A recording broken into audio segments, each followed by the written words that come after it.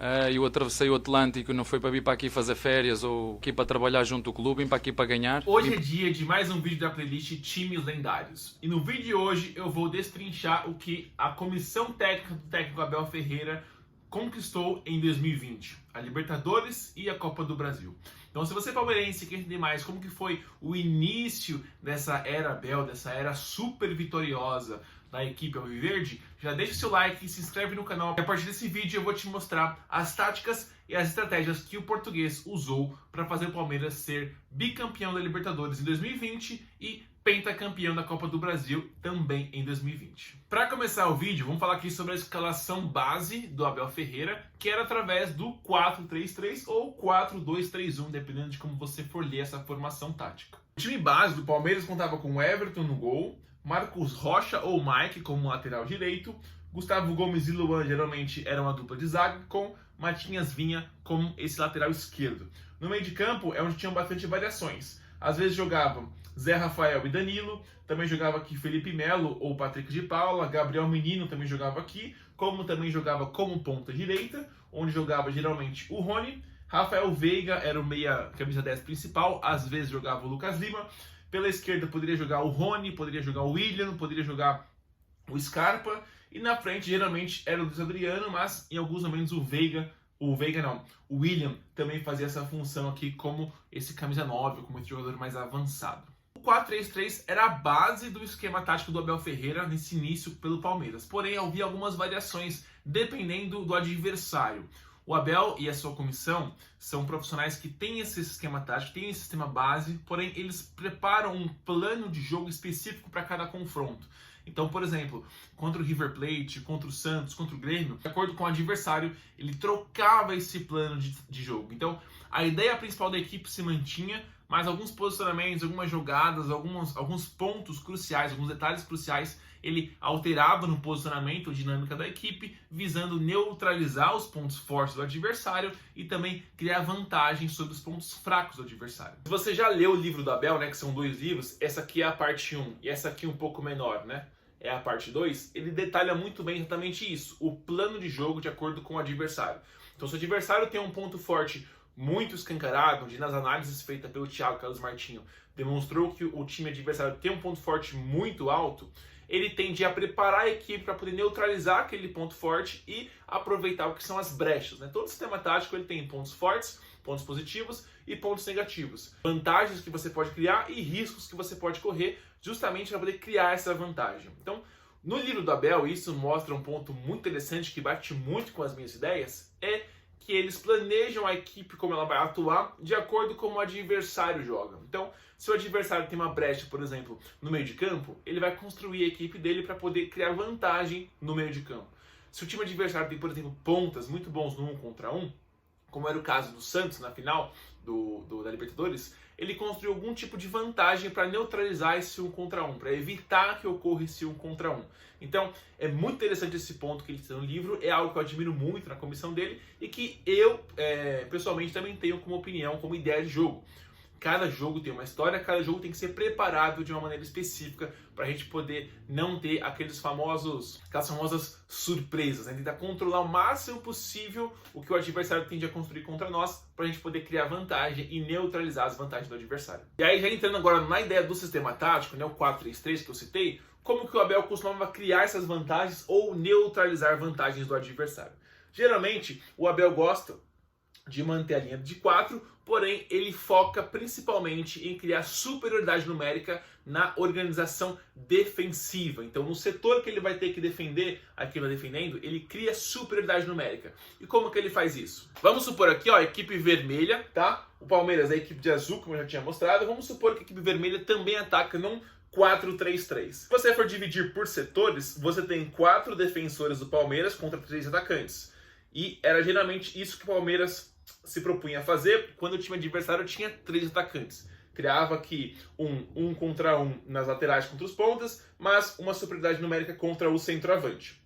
No meio de campo, 3 contra 3, por exemplo, como o jogo contra o América, o Abel pediu para os 3 médios dele, para os 3 meio-campistas, acompanharem os 3 meio-campistas da equipe do América. Porém, para não ter essa igualdade numérica, o que o Palmeiras geralmente fazia é, quando a bola estava num corredor por exemplo, o lateral esquerdo conduzindo, ele batia de frente com o ponta do Palmeiras, e aí para evitar ter essa igualdade numérica, para facilitar o Palmeiras recuperar a bola, e detalhe, a organização defensiva do Palmeiras nesse início do Abel foi fundamental para as conquistas da Libertadores e Copa do Brasil, ele pedia para o ponto, lado contrário, retornar pelo centro, fazendo esse 4-3, dificultando o time adversário em progredir, porque ele, caso ele conseguisse vencer a marcação, teria um na sobra para saltar e fazer essa pressão, impedir o adversário de atacar o Palmeiras em bloco recuado.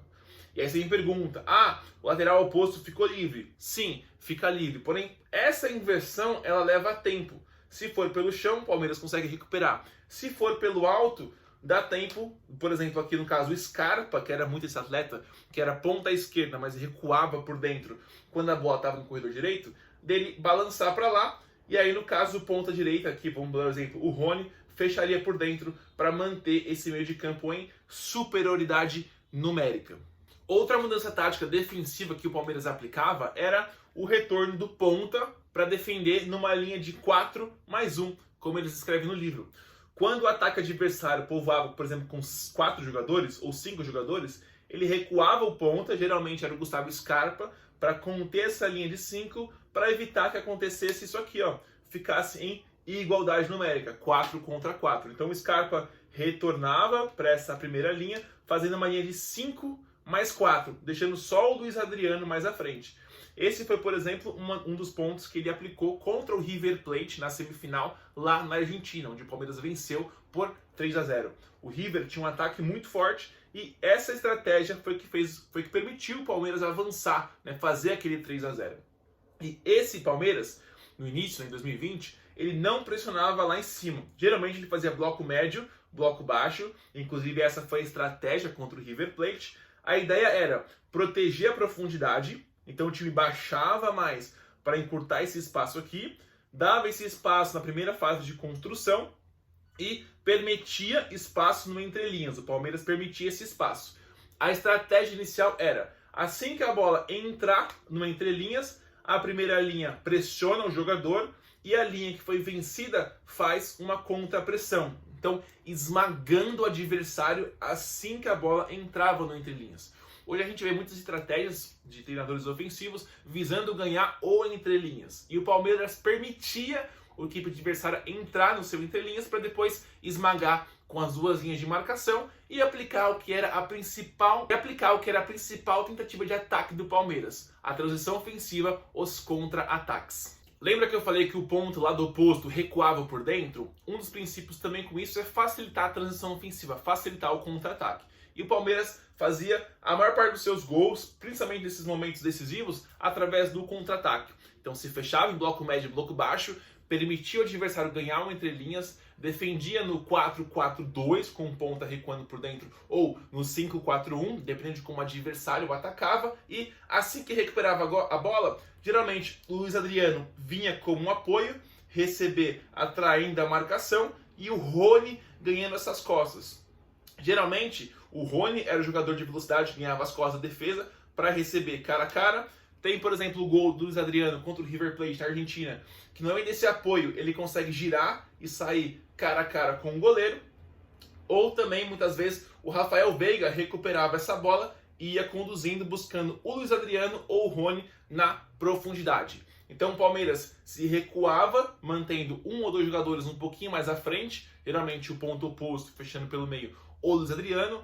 Um deles aproximava para fazer o pivô, para fazer o apoio frontal, atraindo a marcação dos defensores com ele, nisso gerando mais espaço nas costas e com sempre passes no ponto futuro, ou seja, passes no espaço, passes na frente, para o Palmeiras vencer em velocidade, principalmente com o Rony atacando essa profundidade e atacar no contra-ataque. Uma equipe que criou espaço, porque a equipe contra-atacando ela abre o campo para tentar perfurar a defesa do Palmeiras, que já estava esperando isso, recuperou a bola, passa no ponto futuro, velocidade e eficiência em finalizar a jogada com poucos toques. Essa era a principal jogada do Palmeiras através dos contra-ataques para poder conquistar a Libertadores 2020 e também o Copa do Brasil do ano de 2020. Um marco muito frequente também na estrutura do Abel Ferreira na temporada 2020 foi a saída de 3. E o Palmeiras a fez de diversas formas.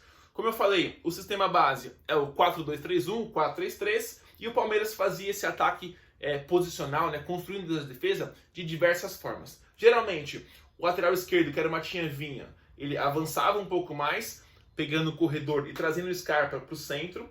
A saída de bola tinha 2 jogadores no centro ou apenas um jogador fazendo esse apoio. E a saída de 3 muitas vezes era com o lateral direito, geralmente o Marcos Rocha.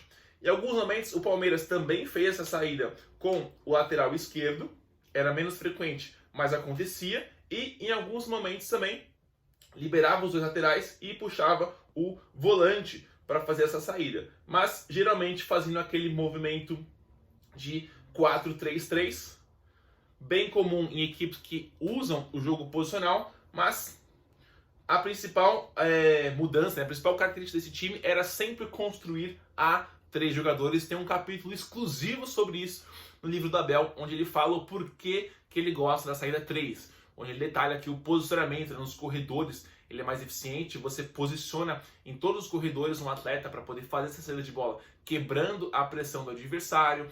É uma forma de você construir defendendo, como ele descreve, então você está pronto para contra-atacar, para contra-pressionar, caso a gente tenha a perda da posse da bola. Enfim, a saída 3 era uma característica muito frequente do Palmeiras campeão da Libertadores 2020 e também da Copa do Brasil em 2020. Esses foram os principais detalhes que eu quis trazer aqui no livro do Abel Ferreira para você entender mais como era o Palmeiras no ano de 2020, onde foi campeão da Libertadores e campeão da Copa do Brasil com a comissão portuguesa do técnico Abel Ferreira.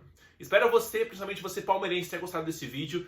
Deixe seu like se você curtiu, se inscreva no canal para você continuar acompanhando aqui a playlist de times lendários. E se você quer ver as alterações, as diferenças do time campeão da Libertadores de 2021 ou campeão brasileiro de 2022, onde ele relata também no livro dele, comenta aqui embaixo para poder trazer essas informações e você aprender um pouquinho mais desse sucesso do Palmeiras nos últimos anos, ganhando praticamente todas as competições. Então, não se esqueça, se inscreva aqui no canal Futebol Traduzido. Eu sou João Vitor, treinador de futebol licenciado pela CBF Academy, e aqui no Futebol Traduzido eu destrincho e falo os detalhes das estratégicas e da parte tática das principais equipes do futebol mundial. Eu fico por aqui e te espero no próximo vídeo.